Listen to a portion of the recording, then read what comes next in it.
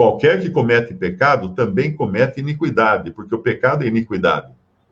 Iniquidade aqui, é muito importante entender o que significa pecado. Muita gente pensa assim, pecado é desobedecer à lei. Não é, porque se fosse, não teria pecado antes da lei. O que é pecado? Pecado ou iniquidade, né? Pecado é ausência de um diretor. Isso é pecado. Pecado é um trem fora dos trilhos. O que acontece com um trem fora dos trilhos? Ele descarrilha, né? Descarrilha. Ele vai, cada vagão vai para um lado. Pecado é um peixe fora d'água. Isso é pecado. Pecado é um homem sem estar sujeito ao seu Criador. Isso é pecado. Porque essa foi a origem do pecado. Ninguém comeu maçã. Eu vi alguém comentar de quando comeram a maçã. Ninguém comeu maçã no Jardim do Éden. Eu nem sei que de fruta era aquela. Podia ser uma jaca. Ninguém sabe que tipo de fruta era aquele da árvore do conhecimento do bem e do mal. Podia ser qualquer fruta. Porque a gente fala maçã porque é mais bonitinha. É o símbolo lá dos Beatles, da gravadora dos Beatles, né? Só que a deles é maçã verde. Mas a maçã aparece a primeira vez em Provérbios, para você nunca mais esquecer. Às vezes eu falo umas coisas meio radicais, assim, uso palavras radicais, mas para as pessoas não esquecerem. Porque você, quando alguém chegar para você agora e falar assim, porque a Eva comeu a maçã, você vai falar assim, não comeu maçã, podia ser uma jaca, né? Não comeu maçã, não. Porque lá em Provérbios é a primeira vez que aparece maçã, né? Como maçã de ouro em salvas de prata, em bandejas de prata, assim não sei, fala da mulher, alguma coisa assim, né? Então, esqueça a maçã, esqueça a história da maçã. Mas o pecado é a ausência de um elemento restritor, um elemento controlador. Isso é o pecado. Pensa numa roda de bicicleta sem o eixo.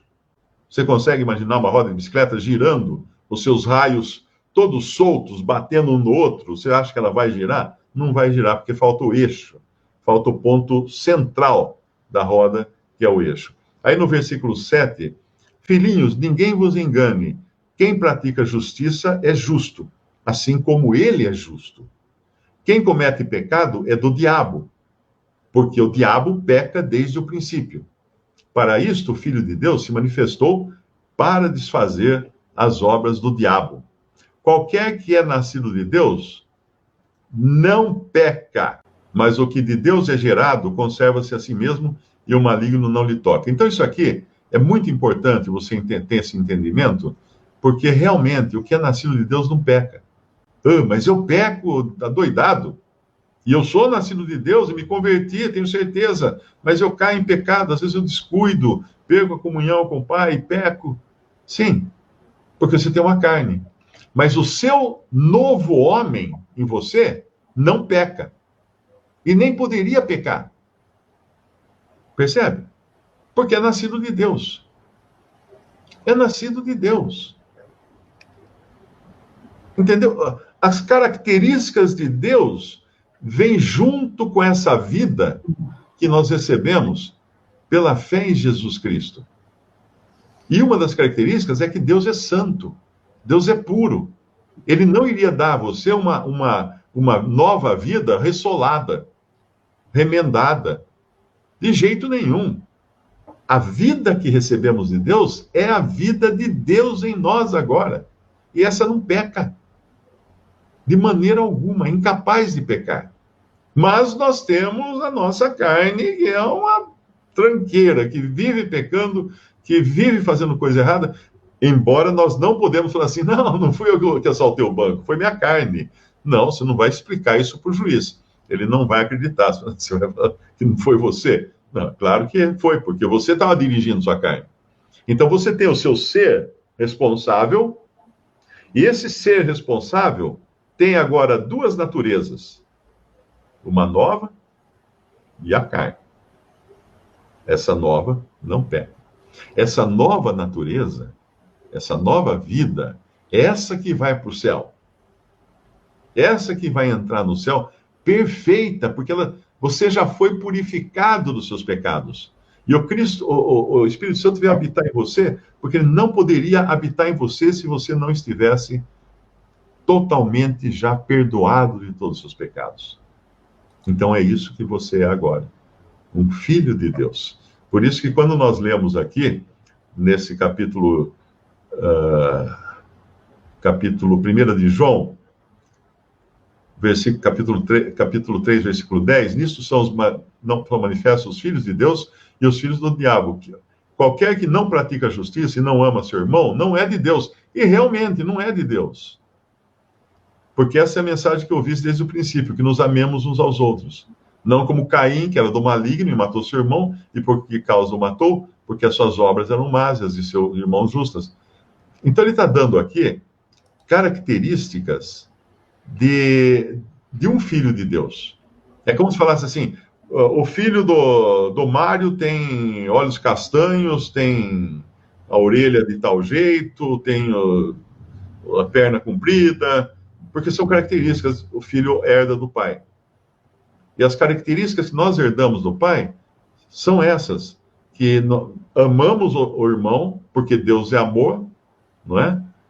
Não pecamos. Ah, mas aí, como é que fica? Porque se nós dermos lugar à nossa carne, aquele lado das trevas, né? Que a força do mal que age em nós, que é a carne, aí nós caímos em pecado. Mas aí vem uma coisa, um cristão quando peca, e se ele disser que não peca, ele já está pecando, porque ele está mentindo. É esse o assunto do primeiro capítulo de 1 João. Mas quando ele peca, ele tem um recurso, ele tem um advogado, fala no capítulo 2 de 1 João. Ele tem um advogado a quem recorrer. E esse advogado é quem nos representa diante do Pai, que é Cristo esse advogado. Agora, o que acontece quando você peca? Você se sente um trapo. Você se sente o pior de todos. Por que isso? De onde vem esse sentimento? Às vezes a pessoa me escreve e fala assim, Mário, eu não sei, eu caí no pecado, mas eu estou me sentindo tão péssimo, tão ruim, eu não aguento mais. Será que realmente eu me converti? Eu falo, isso aí já é uma evidência de que você se converteu. Porque se você não tivesse convertido, você não estava nem aí. Você pecava e ficava na mesma. E ia pecar de novo, ia pecar mais uma vez, ia querer viver no pecado. Mas você vai se sentir mal. A sua consciência, você vai se sentir suja, você vai se sentir melada, você vai se sentir destruída. A sua comunhão, você não perde a salvação, mas você perde a comunhão com o seu Pai. A comunhão você perde por causa do pecado. Então, essas em 1 João 3 são as características, digamos assim, expressas de quem é um verdadeiro filho de Deus. De quem é um verdadeiro filho de Deus. Amor, aversão ao pecado, exclusividade. Às vezes alguém pergunta, fala assim, eu vi um crente lá na igreja, ele ficou possesso. Eu falo, bom, então não é crente.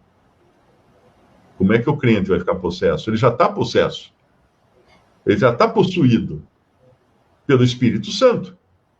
Ele não vai ficar duplamente possuído, né? Porque o Espírito Santo não vai habitar num corpo que tenha um demônio, um espírito maligno também habitando lá dentro. Não vai.